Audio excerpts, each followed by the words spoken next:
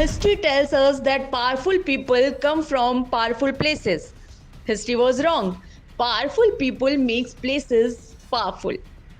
अर्थात इतिहास हमें बताता है कि शक्तिशाली लोग शक्तिशाली स्थानों से आते हैं, पर इतिहास गलत था, क्योंकि शक्तिशाली लोग स्थानों को शक्तिशाली बनाते हैं।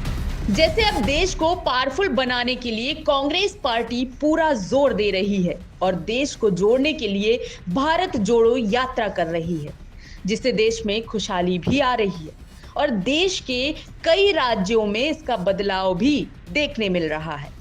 क्योंकि हाल ही में हुए चुनाव में बीजेपी को मिली हिमाचल में करारी शिकस्त ने पार्टी को औंधे मुंह गिरा दिया है। इतना ही नहीं, अब तो बीजेपी अध्यक्ष पर भी सवाल उठने लगे हैं और उनकी सियासी कुर्सी भी हिलने लगी है।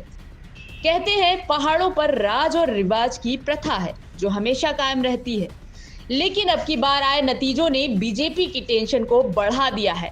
ऐसा माना जा रहा था कि बीजेपी जेपी नड्डा का कार्यकाल बढ़ाकर 2024 तक उन्हें अध्यक्ष पद पर रख सकती है, लेकिन अपने ही गृह राज्य में बीजेपी के खराब प्रदर्शन की वजह से अब सवाल खड़े होने लगे हैं। ऐसा माना जा रहा था कि लोकसभा चुनाव को देखते हुए मई 2024 तक उनका कार्यकाल बढ़ाया जा सकता है। बीजेपी कांग्रेस दोनों ही पार्टियों ने इस चुनाव के लिए भरपूर प्रचार किया था। इतना ही नहीं, केंद्रीय मंत्री अनुराग ठाकुर के गृह जिले हमीरपुर की 5 विधानसभा सीटों में से बीजेपी को एक भी सीट नसीब नहीं हुई। कांगड़ा को इस पहाड़ी राज्य में सत्ता हासिल करने का द्वार माना जाता है, जहां 15 सीटें हैं। इनमें से 10 सीटें कांग्रेस ने जीती, जबकि पिछले चुनाव में यहां से 11 सीटें जीतने वाली बीजेपी 3 सीटों पर ही सिमट कर रह गई। अब बात अगर हमीरपुर की करें तो वहां भी बीजेपी को करारी हार का सामना करना पड़ा। इस पर कांग्रेस के दिग्गज नेताओं ने भी ट्वीट किया। यूथ कांग्रेस अध्यक्ष श्रीनिवास ने भी ट्वीट किया है और लिखा है कि ये अनुराग ठाकुर हैं, हमीरपुर से सांसद हैं और मोदी मंत्रिमंडल में मंत्री हैं, नफरती नारेबाजी के लिए मशहूर हैं। इनके जिले की 5 विधानसभा सीटों पर भाजपा का सुपड़ा साफ हो गया। ढेरों बधाई।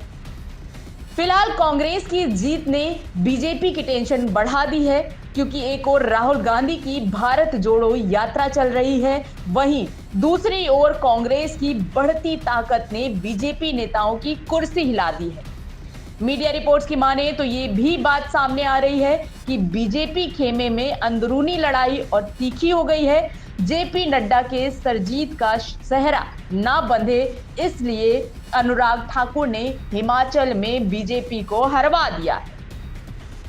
अब ये बात कितनी सच है ये तो नहीं बता सकते, लेकिन कांग्रेस पार्टी की जीत ने बीजेपी की हालत अब खराब कर दी है। अब राहुल गांधी के लिए ये बात एकदम सच साबित होती दिख रही है। तुम लाख कोशिश कर लो मुझे बदनाम करने की, मैं जब भी बिखरा हूं दुगनी रफ्तार से निखरा हूं। ये स्टोरी आपको कैसी लगी कमेंट करके जरूर बताएं और चैनल को लाइक और सब्सक्राइब जरूर करें।